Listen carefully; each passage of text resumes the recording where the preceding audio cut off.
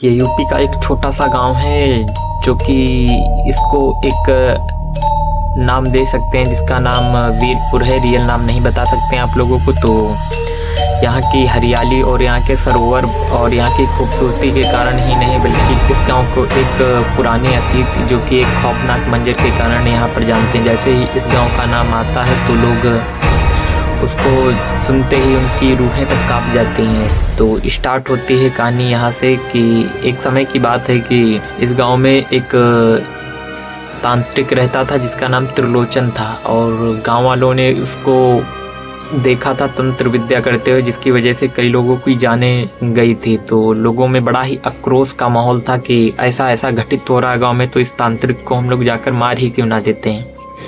तो एक रात की बात है जब एक काली रात के दिन किसी की बलि देने जा रहा था ये तांत्रिक, तो इन लोगों ने वहां जाके उसको मार दिया और मार के इसकी लाश को जला दी। तो तांत्रिक मारा जाता है और तांत्रिक जब मरने वाला होता है तो जाते जाते एक श्राप देता है कि तांत्रिक कोई छोटा मोटा तांत्रिक नहीं था, वो एक बहुत बड़ा सिद्ध तांत्रिक था जिसके पास कई सारी क्रियाएं और कई सारे तंत्र करने की विद्याएं थी, जो कि एक महान तांत्रिक को तंत्र विद्या के लेवल पर एक उच्च तांत्रिक बनाती हैं। तो वो मरते मरते एक श्राप दे के जाता है कि जो जो इस में शामिल हैं, जो कि मेरे मृत्यु के कारण उन लोगों को मैं श्राप देता हूं कि उनकी 7 पुश्तैदें मैं उनको जीने नहीं दूंगा और इस गांव में मैं लौट कर वापस आऊँगा और पूरे गाँव को मैं वीरान कर दूंगा।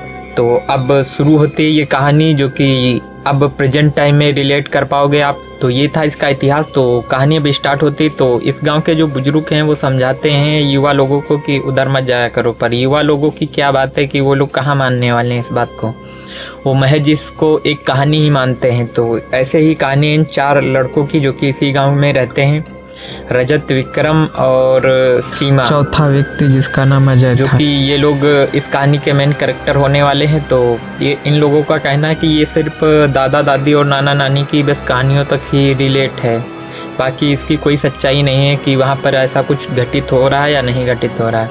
ये लोग इसको महज एक मजाक ही मानते हैं और लोक कथाएं ही इनको समझकर छोड़ देते हैं कि ये सब मजाक में ही अच्छी लगती हैं, रियलिटी में ऐसा कुछ नहीं है।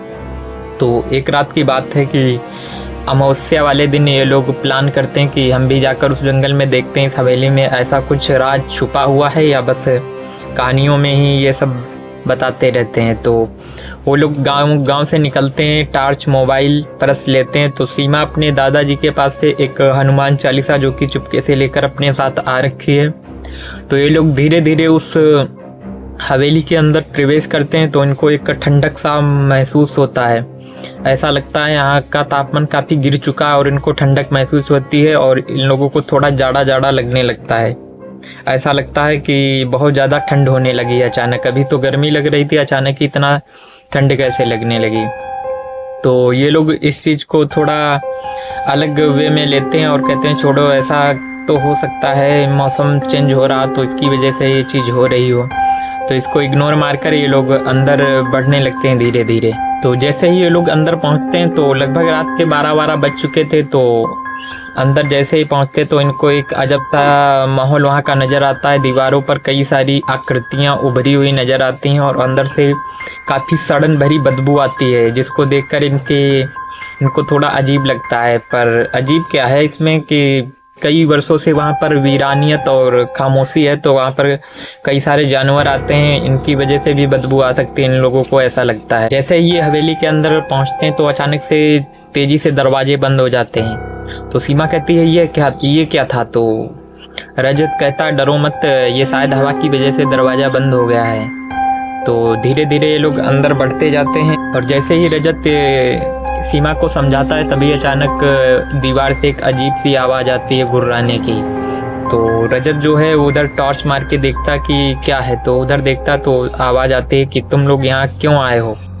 तो जब टॉर्च उधर मारता तो कोई नहीं होता है। तो धीरे धीरे वहाँ पर एक आकृति उभर के आती है जो कि एक साइडो होती है, और वो साइडो जैसे ही बाहर आती है तो वो एक त्रिलोचन नाम के तांत्रिक जिसकी वहाँ पर आत्मा भटकती है, जो कि अभी ब्रह्म राक्षस बन रखा है। तो उसकी आत्मा बाहर निकल कर आती है और कहती है तुम लोग यहाँ क्या कर रहे हो। तो ये लोग डर जाते हैं और वहाँ से भागने की कोशिश डर के मारे चारों कस के भागने की कोशिश करते हैं। भागते भागते दरवाजे के पास पहुँचते हैं, पर दरवाज़ा तो पहले से बंद हो चुका था और दरवाज़ा टस से मस नहीं होता है। तो जो रजत नाम का लड़का था तो वो थोड़ा सहम जाता है और उसने कई सारी कहानियाँ सुन रखी होती अपने दादाजी से।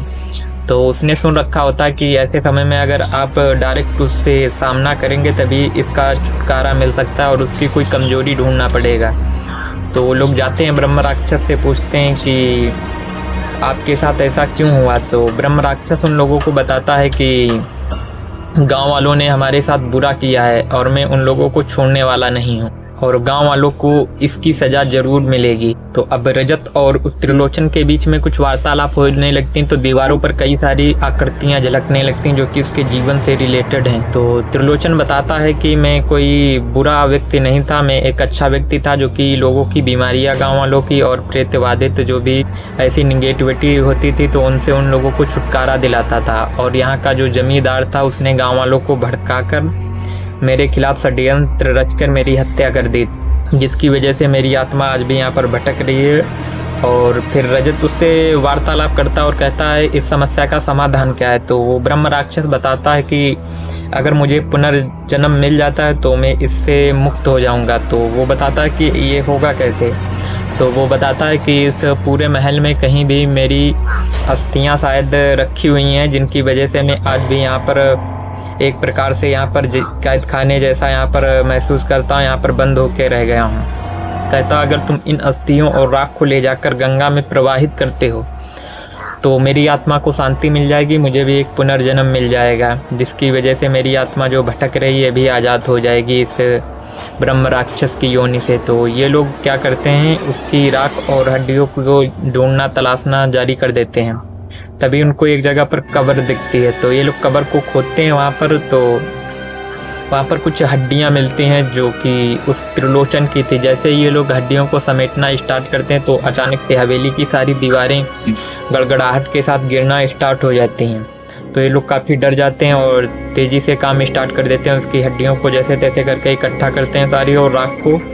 और वो लोग हवेली से जितना जल्दी हो सकता भागने की कोशिश करते हैं, हवेली गिरना स्टार्ट हो जाती है और ये लोग भागते हुए बाहर निकल आते हैं। और दूसरे दिन की बात है, ये लोग उन अस्थियों को ले जाते हैं और गंगा में प्रवाहित करते हैं। जैसे ही ये लोग गंगा में इन हड्डियों को प्रवाहित करते हैं तो अचानक से एक तेज प्रकाश उत्पन्न होता है जो कि त्रिलोचन की आत्मा को मुक्ति मिल चुकी थी और अब मुक्ति के बाद उसे एक नया जीवन मिल जाएगा।